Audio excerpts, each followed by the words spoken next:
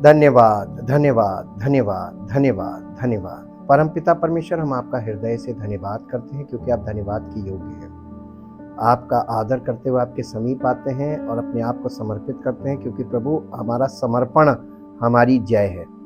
हम जीतते तभी हैं जब हम समर्पित होते हैं। प्रभु आप हम जैसे नाचीज लोगों को जब कोई समर्पित हो जाता है और बिल्कुल अपने आप को शून्य करके आप उसे लेकर अपनी महिमा का पात्र बनाते हैं और उसके जीवन से अपनी सामर्थ्य को और अपनी महिमा को प्रकट करते हैं, ताकि प्रभु आपके वचन में जैसा लिखा है कि आपने नीचों तुच्छों को, जो कुछ भी नहीं है, उन्हें चुना है ताकि जो अपने आप को कुछ समझते हैं उन्हें लज्जित करें।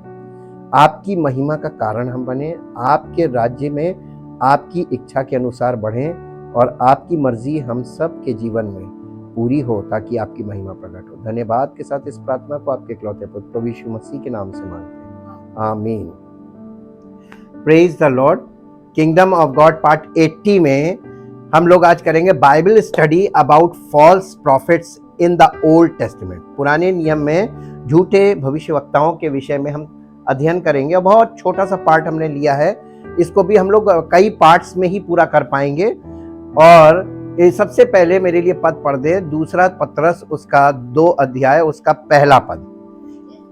जिस प्रकार उन लोगों में, यानी पुराने नियम के लोगों में, इजरायली लोगों में झूठे भविष्यवक्ता थे, उसी प्रकार तुम में भी, यानी नए नियम के लोगों में भी, कलीसिया के लोगों में भी झूठा उपदेश देने वाले होंगे। अब आपको भविष्यवक्ता नहीं मिलेंगे नए नियम में, लेकिन आपको उपदेशक मिलेंगे, प्रचारक। झूठे प्रचारक होंगे, ये जो नाश करने वाले का पाखंड का उद्घाटन छिप छिप कर करेंगे और उस स्वामी का जिसने उन्हें मोल लिया है केवल यीशु मसीह का इनकार करेंगे और उसको ऐसे ढंग से करेंगे कि आप जैसे और हम जैसे लोग पकड़ भी नहीं पाएंगे, और अपने आप को शीघ्र विनाश में डाल देंगे। यानी ऐसा करने वाले लोग अपने आप को विनाश में डाल रहे हैं, लेकिन वो नहीं जानते कि वो क्या कर रहे हैं। अब हम इसको यहां से हम क्लू लेके चलते हैं पीछे पुराने नियम में। The old testament highlights the constant conflict between the false prophet and the false prophets and the prophets of the Lord। परमेश्वर के जो भविष्यवक्ता हैं और झूठे भविष्यवक्ता, इनके बीच के कॉन्फ्लिक्ट को हम पुराने नियम में लगातार देखते आ रहे हैं। ये समझने के लिए कि हम इनके बारे में कितना कम कह सकते हैं। हाँ, द ओल्ड टेस्टमेंट हाईलाइट्स, इसको हम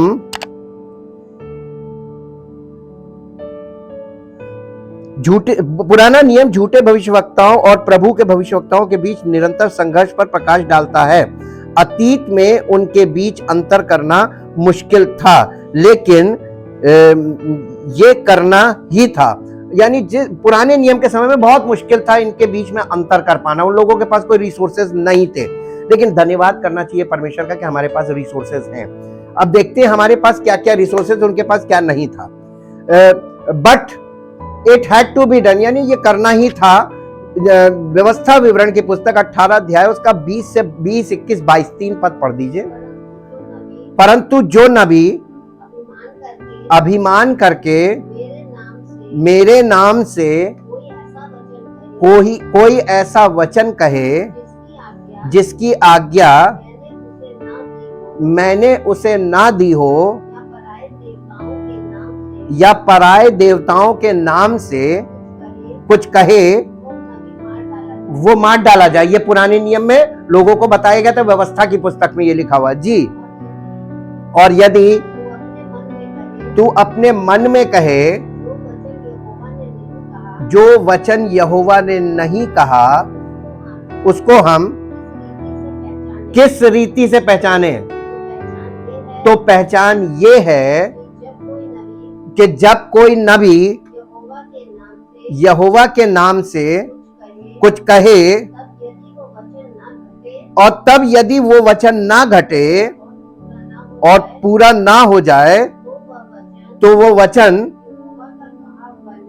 यहोवा का कहा हुआ नहीं, परंतु उस नबी ने वो बात अभिमान करके कही, यानी घमंड से बोली है।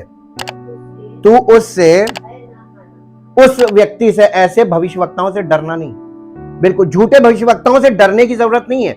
आपको इन्हें पहचानने की जरूरत है और इनसे अपने आप को अलग करने की जरूरत है, क्योंकि परमेश्वर हम परमेश्वर के अगर हैं तो परमेश्वर हमें अलाउ नहीं करता है कि हम गलत लोगों के बीच में जाकर उनके साथ बातचीत भी करें, उनको नमस्कार भी करना मना है। लेकिन ये वाली चीज जो यहाँ पर लिखी हुई है, यूहन्ना बपतिस्मा देने, यूहन्ना जो जिसने पहला यूहन्ना, दूसरा यूहन्ना, यूहन्ना रचित सुसमाचार ये सब लिखा, वो यूहन्ना रोट टू द चर्च, उस यूहन्ना ने कलीसिया को लिख कर दिया। पहला यूहन्ना 4 अध्याय उसका पहला पद पढ़िए, यूहन्ना ने क्या लिखा। हे प्रियो, हर एक आत्मा की प्रतीति ना करो, वरन आत्माओं को, इसने और बड़ा चैलेंज हम लोगों के सामने रख दिया, वरन आत्माओं को परखो कि वे परमेश्वर की ओर से हैं कि नहीं, क्योंकि बहुत से झूठे भविष्यवक्ता जगत में निकल खड़े हुए हैं, यानी निकल चुके हैं और आज खड़े हुए हैं। They are standing, they are preaching, they are teaching, वो वर्क कर रहे हैं और आपको पहचानना है। This topic is very important, ये सबसे महत्वपूर्ण विषय है एक सच्चे विश्वासी के लिए। The Lord gave his people some guidance, परमेश्वर ने, प्रभु ने हमको कुछ गाइडेंस दी हुई है और वो सारी गाइडेंस परमेश्वर के वचन से है। लोग इससे दूर भागते हैं और यही है जो परमेश्वर की बातें और परमेश्वर के विचार और सच्चाई आपको बताएगा इस युग में। नंबर पहला पॉइंट है फुलफिल्ड प्रोफेसीज। जैसा कि अभी हमने व्यवस्था में पढ़ा कि परमेश्वर ने उस जमाने के लोगों से कहा था कि जो भविष्यवाणी पूरी ना हो तो समझ जाना कि ये झूठा भविष्यवक्ता है, उसको मार डालना। अब इसमें एक प्रॉब्लम है, हम इसको थोड़ा सा स्टडी करते हैं, इस टॉपिक को, फुलफिल्ड प्रोफेसी यानी पूरी हुई भविष्यवाणियां। व्यवस्था विवरण 18 अध्याय का 22 पद फिर से पढ़ दीजिए। तो पहचान ये है कि जब कोई नबी यहोवा के नाम से कुछ कहे, तब यदि वो वचन ना घटे और पूरा ना हो जाए तो वो वचन तो यहोवा का कहा हुआ नहीं, परंतु उस नबी ने वो बात अभिमान करके कही है। तुम उससे भय न खाना। पहली चीज कि जब तुम्हें ये पता चल जाए कि ये झूठा भविष्यवक्ता है या झूठा प्रचारक, उससे डरना मत, बिल्कुल नहीं डरना।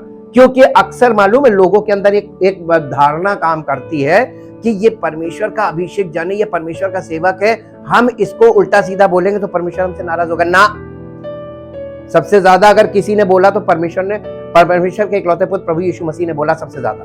और पुराने नियम में उसका आत्मा भविष्यवक्ताओं पर आता था, उन लोगों ने बोला, यानी उसकी आत्मा ने बोला। और नए नियम में फिर चेलों के द्वारा मसीह की आत्मा ने बोला। तो सबसे ज्यादा हॉट टॉपिक इसके अंदर यही है। तो आप बिल्कुल ना डरिए, आप ऐसे लोगों को करेक्ट नहीं करने की कोशिश कीजिए, करेक्ट नहीं होते, कभी भी ध्यान रखिएगा। ये एक डिमोनिक स्पिरिट है, इसलिए करेक्ट नहीं होंगे। इनको आप कभी भी करेक्ट करने की कोशिश मत कीजिएगा, बस इनसे डिस्कनेक्ट होइएगा। हमको डिस्कनेक्ट होना है। यिर्मयाह नबी की पुस्तक, यिर्मयाह नबी की पुस्तक 28 अध्याय का 8-9 पद भी पढ़ दीजिए। जो भविष्यवक्ता प्राचीन काल से मेरे और तेरे पहले होते आए हैं, उन्होंने तो बहुत से देशों और बड़े बड़े राज्यों के विरुद्ध युद्ध और विपत्ति और मरी के विषय भविष्यवाणी की थी, परंतु जो भविष्यवक्ता, देखिए यहां एक पॉइंट हमको सीखने को मिल रहा है। जो भविष्यवक्ता या जो प्रचारक कुशल के विषय में भविष्यवाणी करे, इसका मतलब आप समझे, आपकी बेहतरी की बात बोले, तेरे साथ ये नहीं होगा, उससे सावधान हो जाना जी। तो उसका वचन पूरा हो, तभी उस भविष्यवक्ता के विषय ये निश्चय हो जाएगा कि ये सचमुच यहोवा का भेजा हुआ है, क्योंकि यहोवा ने किसी भविष्यवक्ता को कुशल की बात कहने के लिए नहीं भेजा है। मैं आपको पहले से बता रहा हूं, मास्टर लाइन। किसी को उसने, भविष्यवक्ता को उसने भेजा किस परिस्थिति में, आपको यह मालूम होना चाहिए। इसलिए मैंने ये टॉपिक लिया, भविष्यवक्ता किस परिस्थिति में भेजे गए थे। जी, जब लोगों ने सच्चाई को त्याग दिया तब भविष्यवक्ता आता है, और ये डेंजर लेकर आता है, वार्निंग लेकर आता है। ये कभी भी कुशल की बात नहीं कर सकता, और सच्चा भविष्यवक्ता कभी भी आपको कुशल की बात नहीं बोलेगा। कुशल जब होगा तो भविष्यवक्ता ही नहीं आएगा, परमेश्वर भेजता ही नहीं है। He is the he sent by God, परमेश्वर की ओर से भेजे जाते हैं। अब मेरे साथ दो पद जरा देख लीजिए, ताकि मैंने आपसे अभी जो बात बोली वो आपको सिद्ध हो जाए। सबसे पहले मेरे साथ निकालिए यिर्मयाह नबी की पुस्तक और उसका 23 अध्याय। ये बोर्ड पे नहीं है, ये मैं आपको अपनी तरफ से अभी बता रहा हूं। 23 अध्याय का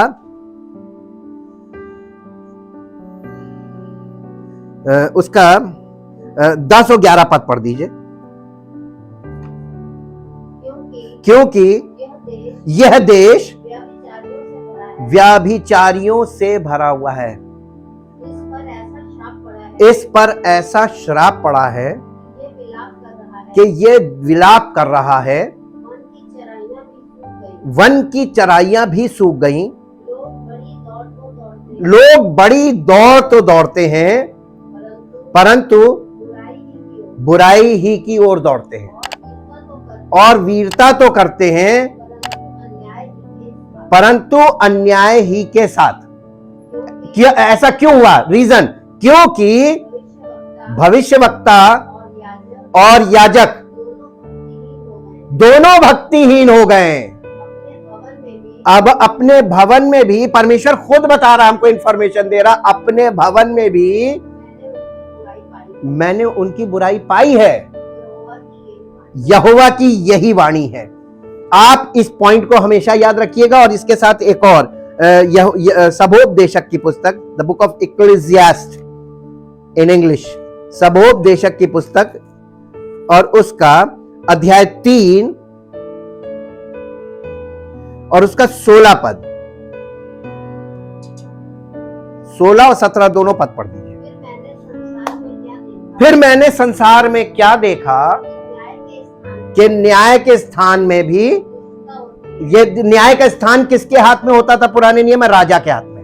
ठीक, ये पॉलिटिकल साइड है। न्याय के स्थान में भी दुष्टता होती है, और ये प्रीस्टहुड जहां पर है वहां भी दुष्टता है, दोनों जगह दुष्टता है। जी, मैंने मन में कहा परमेश्वर धर्मी और दुष्ट दोनों का न्याय करेगा। इसीलिए नए नियम में धर्मी की परिभाषा बदली गई है, और धर्मी और दुष्ट का अंतर नए नियम के अनुसार होना चाहिए। जो कोई यीशु मसीह को ग्रहण नहीं करेगा वो धर्मी नहीं है, चाहे वो कितने अच्छे काम क्यों ना कर ले, चाहे उसका स्वभाव कैसा भी हो, फरिश्ता हो, लेकिन अगर वो यीशु मसीह को ग्रहण नहीं करेगा और पवित्र आत्मा से नया जन्म नहीं प्राप्त करेगा और पवित्र आत्मा के द्वारा वचन में नहीं बढ़ेगा, कलीसिया में अंग नहीं बनेगा, वो धर्मी नहीं है। ये परिभाषा पूरी चेंज हो गई है। यीशु मसीह के आधार पर न्याय है, सुसमाचार के आधार पर परमेश्वर न्याय करेगा, क्योंकि उसके यहां एक एक विषय, एक एक परमेश्वर हर चीज के समय को नियुक्त किए बैठा है। अब इस समय न्याय का समय चल रहा है, तो न्याय का विषय है, और हर विषय पर, हर इंपॉर्टेंट टॉपिक पर हमको ये अंडरस्टैंड करना चाहिए कि परमेश्वर के न्याय में हम बच रहे हैं कि फंस रहे हैं। अब देखिए, हम आते हैं इस पे। ये एक ऐसा पॉइंट था जिसमें at first glance this is a good test. पहली नजर में आपको ये लगता होगा कि ये बहुत अच्छा टेस्ट है। एक प्रथम दृष्टि आपको ये लग रहा होगा कि ये वो व्यक्ति जो भविष्यवाणी करे और उसकी बात पूरी ना हो तो वो झूठा भविष्यवक्ता हम पहचान लेंगे। लेकिन आपको मालूम है ये टाइम टेकिंग है। उसने कोई लॉन्ग टर्म भविष्यवाणी कर दी कि 20 साल बाद, अब 20 साल तक आप उसके भक्त बने रहेंगे। आप उसको गलत कह नहीं सकते, क्योंकि अभी वो आपको उसका रिजल्ट मिला नहीं। और रिजल्ट आते आते वो कहां और आप कहां, तो आप छूट नहीं। इसमें एक समस्या है। Yet it is often difficult to apply, और इसको प्रायः अप्लाई करने में या इसको अपनाने में दिक्कत है। हाँ, इसमें प्रॉब्लम है। In order to know whether someone is a true prophet, we have to wait for the fulfilment of the prophecy. He और शी स्पोक अबाउट प्रॉफिट्स, यानी जो उस भविष्य वक्ता ने, या चाहे वो स्त्री हो चाहे पुरुष हो, उसने जो भी बात बोली है उसे पूरा होने में लॉन्ग टर्म है, अगर समय है, तो ये हमारे लिए ये वाला टेस्ट फेल है, क्योंकि इस टेस्ट से फिर हमारा भला नहीं होगा। Prophets sometimes gave within their long-term prophecies a short-term one that was quickly fulfilled. यर्मिया की पुस्तक उसका 28 अध्याय का 16 और 17 पद पढ़िए। इसलिए यहोवा तुझसे यूं कहता है, देख मैं तुझको पृथ्वी के ऊपर से उठा दूंगा, इसी वर्ष में तू मरेगा, क्योंकि तूने यहोवा की ओर से फिरने की बात कही है। इस वचन के अनुसार हनन्या उसी वर्ष के साथ, देखिए ये शॉर्ट टर्म थी, जैसे ही बोला उसके 7वें महीने में वो मर गया, यानी पहले महीने में बोला 7वें महीने में खत्म, ये शॉर्ट टर्म। इससे पता चल गया कि जो भविष्यवक्ता था वो सच्चा था। ये शॉर्ट टर्म प्रोफेसीज। तो जो सच्चा भविष्यवक्ता होगा वो 2 प्रोफेसीज एक साथ करेगा। जैसे यीशु मसीह को ले लीजिए, यीशु मसीह ने सबसे पहले सबसे ज्यादा प्रोफेसी, जब वो कोई भी बात बोलता था, आप देखिएगा 3 या 4 बार उसने अपनी 3.5 काल की सेवकाई में 3 से 4 बार रिपीटेडली इस बात को बोला कि मैं मार डाला जाऊंगा और तीसरे दिन मुर्दों में से जी उठूंगा, मेरे साथ बुरा व्यवहार होगा, मेरे साथ सब कुछ होगा, मैं मार डाला जाऊंगा, तीसरे दिन मुर्दों में से जी उठूंगा। ये शॉर्ट टर्म प्रोफेसी थी जो उसके रहते रहते और उस जनरेशन के रहते रहते पूरी होनी थी। पूरी हुई कि नहीं हुई? और इसके साथ साथ वो बताता था कि मैं पिता का राज्य है उसके लिए आया हूं, और मैं परमेश्वर के राज्य की बात कर रहा था, जो आने वाले समय में जो एजेंडा था वो किंगडम ऑफ गॉड था। लेकिन शॉर्ट टर्म प्रोफेसी के साथ साथ लॉन्ग टर्म, और लोगों से तुरंत भी बोलता था, तुरंत काम होता था। ये इस बात को दिखाता है कि वो सच बोलता था, और ये पहचान होती है। जैसे ही वो कहता था जा तेरे साथ ऐसा हो जाता था। ये है क्विक, ये परमेश्वर की सच्चे व्यक्ति की पहचान है। पहचानना सीखिए, हमको ये डिस्टर्नमेंट सीखना पड़ेगा। Yet the predictions of a false prophets could also be fulfilled. अब इस बात में एक डर और आ गया, अगर तुरंत बोला और तुरंत हो गया तो ऐसा तो झूठे भविष्यवक्ता भी करते हैं। अब आप बताइए, ये वाला टेस्ट तो आपका फेल, क्योंकि झूठे भविष्यवक्ता भी करेंगे तो आप कहेंगे कि ये तो सच्चा है, फिर आप फंसे। अब इसके लिए देखिए व्यवस्था विवरण की पुस्तक उसका 13 अध्याय उसका 1 से 5 पढ़िए। यदि तेरे बीच कोई भविष्यवक्ता या स्वप्न देखने वाला प्रकट होकर, इसका मतलब झूठे भी दिखाएंगे, ये व्यवस्था में भी लिखा हुआ था, तुझे कोई चिन्ह या चमत्कार दिखाए, और जिस चिन्ह या चमत्कार को प्रमाण ठहराकर वो तुझसे कहे, आओ हम पराये देवताओं के अनुयायी होकर जिनसे तुम अब तक अनजान रहे उनकी पूजा करें। जी, और तुम उस भविष्यवक्ता या स्वप्न देखने वाले के वचन पर कभी मन मत लगाना। कान ना धरना का मतलब मन मत लगाना। जी, क्योंकि तुम्हारा परमेश्वर यहोवा तुम्हारी परीक्षा लेगा, जिससे ये परमेश्वर ये जान ले, हाँ कि जी, जिससे परमेश्वर ये जान ले कि तू मुझसे अपने सारे मन और सारे प्राण के साथ आप परमेश्वर से कितना प्यार रखते हैं, इसी तरीके से टेस्ट करेगा, फॉल्स को आपके सामने कर देगा। और अगर आपने फॉल्स की बात मान ली तो आप परमेश्वर से गए। जी, अब देखिए, या नहीं, यानी परमेश्वर आपको टेस्ट करेगा कि आप उससे प्यार करते हैं या आप लालची हैं कि किसी ने भी आपके सामने कोई चमत्कार किया उसके पीछे हो लिए। चमत्कार को नमस्कार। अब आज बताइए आज के युग में कैसे लोग हैं, चमत्कार को नमस्कार। अब बताइए कहां सच्चाई रह गई, कहां सच्चा प्रभु, कहां विश्वास, सब कुछ फेल है। मनुष्य इतना स्वार्थी हो चुका है कि अपने काम बनने के लिए वो कुछ भी किसी भी हद तक जाने को तैयार है और सब कुछ मानने को तैयार है, सब कुछ छोड़ने को तैयार है, किसी भी हद तक जाने को। यहां से हम सीखते हैं ये वाला टेस्ट टोटली फेल हो गया। तुम अपने परमेश्वर यहोवा के पीछे चलना और उसका भय मानना और उसकी आज्ञाओं पर चलना और उसका वचन मानना। अब लोग आजकल किस चीज से दूर हैं? चमत्कार के पीछे भाग रहे हैं, वचन से दूर रहे, और जो चमत्कार दिखा रहा है उस व्यक्ति को फॉलो कर रहे हैं। जी, और परमेश्वर की सेवा करना, वचन मानोगे तभी हो पाएगा, और उसी से लिपटे रहना। और ऐसा भविष्यवक्ता या स्वप्न देखने वाला जो तुमको तुम्हारे उस परमेश्वर यहोवा से फेर के, जिसने तुमको मिस्र देश से निकाला और दासत्व के घर से छुड़ाया है, तेरे उसी परमेश्वर पर यहोवा के मार्ग से बहकाने की बात कहने वाला ठहरेगा। इस कारण वो मार डाला जाए। इस रीति से तू अपने बीच में से ऐसे लोगों के लिए क्या सजा ठहराएगी? डेथ। और जिम्मेदारी किसको दी गई थी? परमेश्वर अपने लोगों पे कह रहा था कि ऐसे लोगों को मार देना। और परमेश्वर यही देख रहा है कि ऐसे लोगों का तो वेलकम हो रहा है, कहां कोई मार रहा है, और जो सच बोल रहा है उसको मार डाल रहे हैं।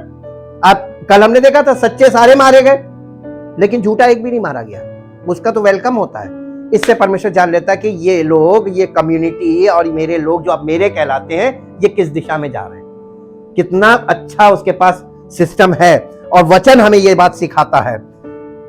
This suggest that this test is not sufficient. ये सब चीजें देखते हुए हमने इस निष्कर्ष पर पहुंचते हैं कि ये वाला टेस्ट जो है ये पर्याप्त नहीं है।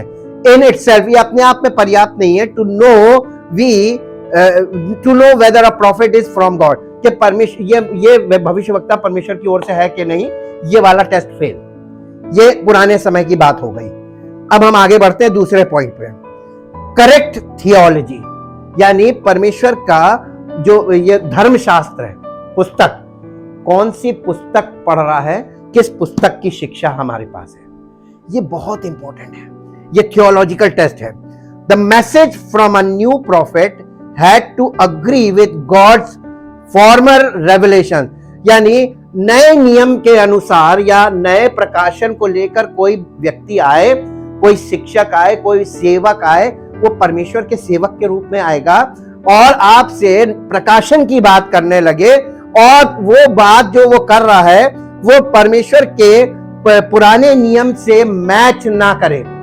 फॉर्मर का मतलब ओल्ड टेस्टामेंट से वो बात मैच ना हो रही हो तो समझ जाना कि वो गलत है। यशायाह नबी की पुस्तक, उसका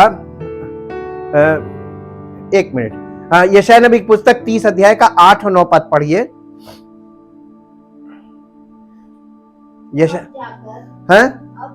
अब जाकर इसको उनके सामने यानी परमेश्वर कुछ कह रहा है कि अब जाकर इनको, यानी इन वचनों को उनके सामने पत्थर पर खोद और पुस्तक में लिख कि वो भविष्य के लिए वरन सदा के लिए साक्षी बने रहे। ये जो रिटन वर्ड है ये सबसे बड़ी गवाही, एविडेंस है ये जी, क्योंकि वे बलवा करने वाले लोग हैं और झूठ बोलने वाले लड़के हैं, जो यहोवा की शिक्षा को सुनना नहीं चाहते हैं। इसलिए इसे लिख कर रख दे ताकि उनके सामने ये पूरा प्रूफ हो कि तुमने पढ़ा नहीं, तुमने मन नहीं लगाया, सब कुछ मैंने दिया था। जी, अब इसके बाद देखते हैं, ये सबसे बड़ा हमको हथियार मिला है। In the New Testament God's revelation through Jesus became the central test.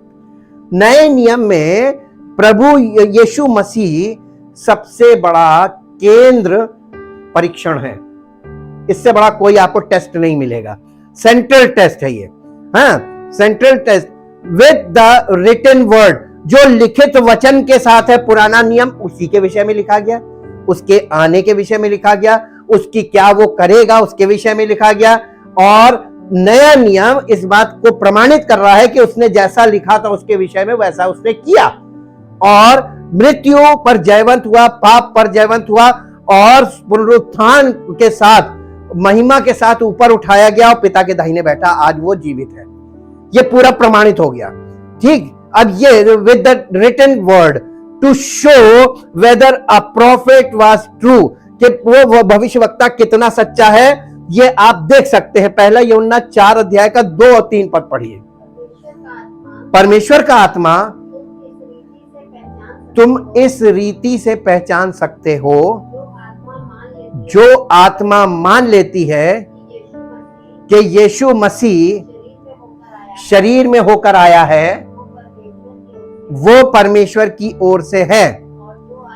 और जो आत्मा यीशु को नहीं मानती, वो परमेश्वर की ओर से नहीं है। और वही तो मसीह के विरोध की आत्मा है, जिसकी चर्चा तुम सुन चुके हो कि वो आने वाला है और अब भी जगत में है। जी, इसको प्रमाणित करने के लिए मैं आपको एक वर्ष दिखाऊंगा। मेरे साथ निकाल लीजिए मत्ती रचित सुसमाचार, उसका 16 अध्याय। मत्ती रचित सुसमाचार उसका 16 अध्याय और 16 अध्याय का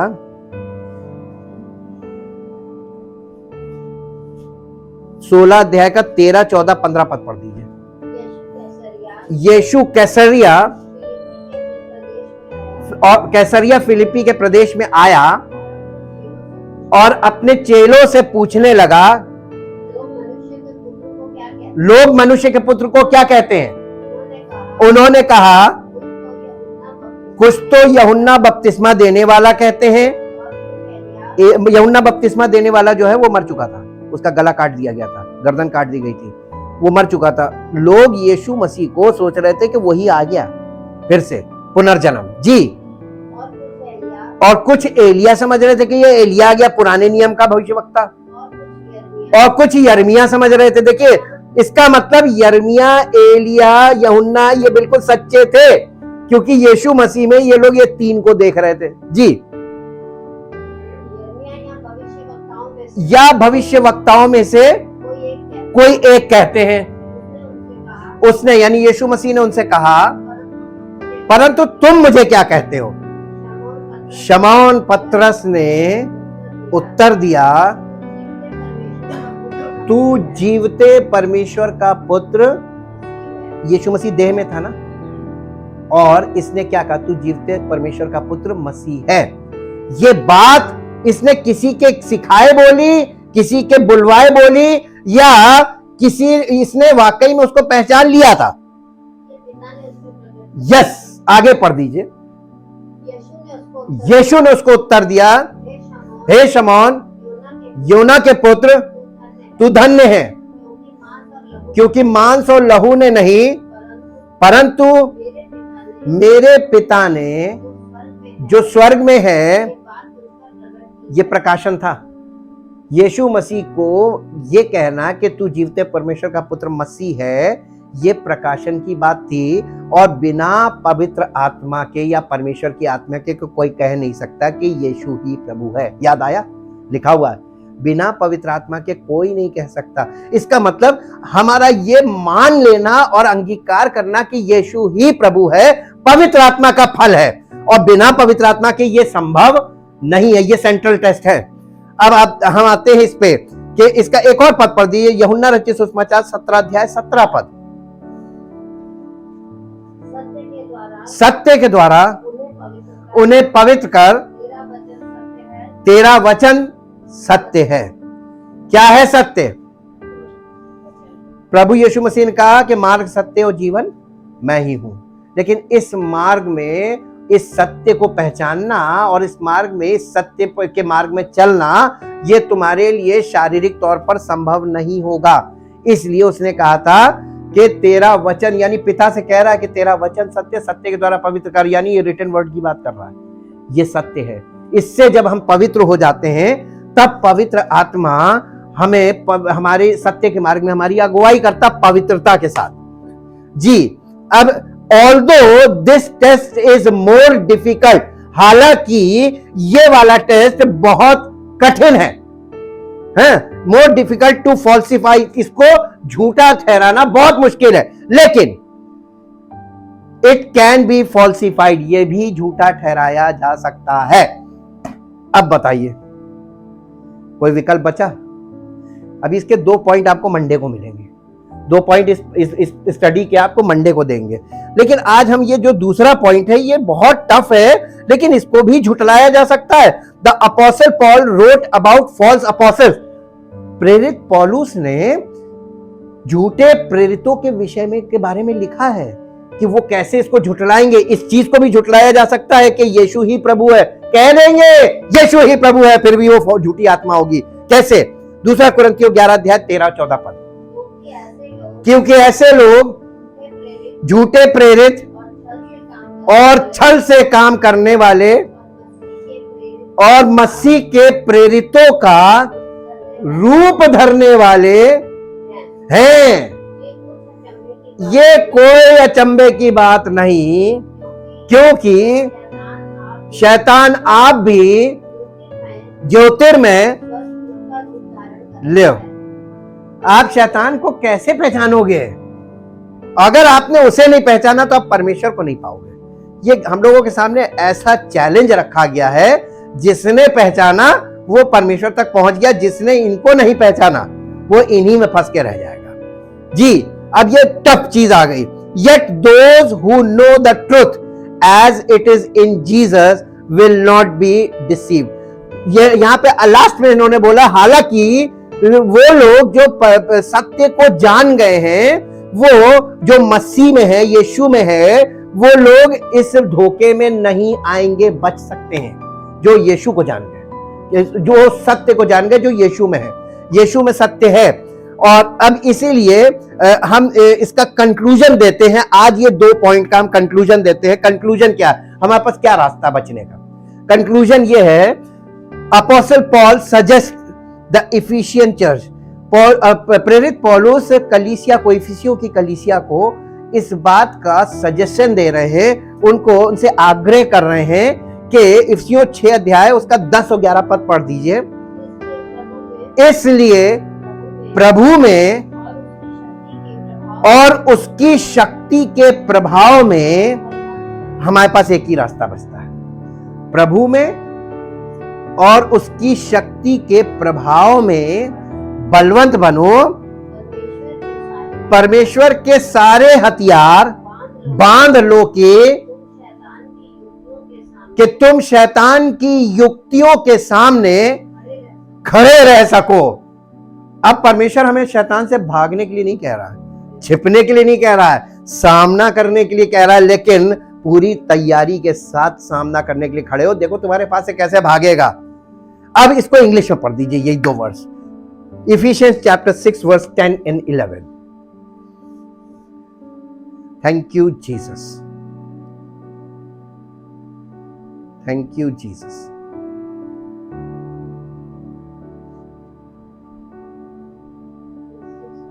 हाँ, Ephesians 6, in conclusion, be strong in the Lord, be strong in the prayer नहीं लिखा है, प्रार्थना करने में बलवंत बनो नहीं लिखा, हाँ, प्रचार करने में बलवंत बनो नहीं लिखा है, आश्चर्य कम करने में बलवंत बनो नहीं लिखा है। काहे में बलवंत बनो?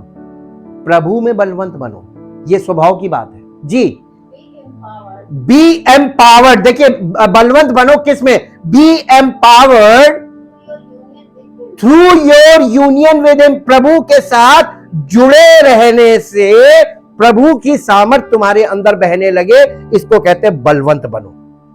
इसका मतलब ये जी, ड्रॉ योर स्ट्रेंथ, यानी परमेश्वर से सामर्थ प्राप्त करते रहो। जैसे करंट में हमने पकड़ लिया और हम इंसुलेटेड ग्राउंड पे है, हमारी बॉडी में करंट बह रहा है, आप चाहते हैं कि यही करंट आप में बहे, तो आप भी उसी इंसुलेटेड ग्राउंड में आइए और मुझे पकड़ लीजिए, वही करंट जो मुझ में बह रहा है वही करंट आप में बहेगा।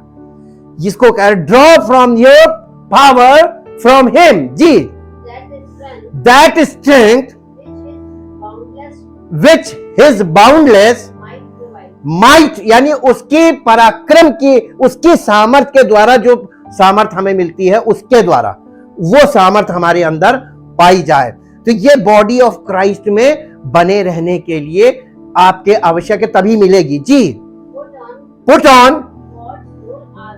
On God's whole armour. Armour का मतलब समझते हैं, आर्मर का मतलब हथियार नहीं होता है, आर्मर का मतलब होता है डिफेंसिव सिस्टम।